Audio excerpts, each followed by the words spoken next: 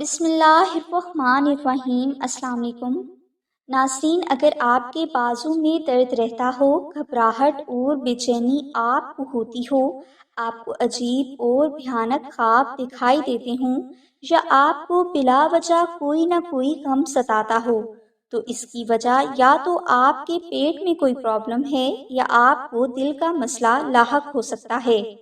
آپ کو اصل میں کیا بیماری ہے، اس کی وجہ آپ کو ایک ڈاکٹر ہی بتا سکتا ہے۔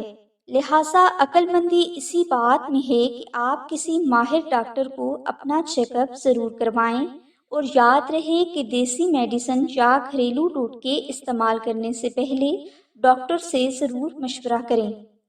بیماری میں دوا کا استعمال کرنا حضور نبی اکرم صلی اللہ علیہ وآلہ وسلم کی زندگی مبارک سے ثابت ہے۔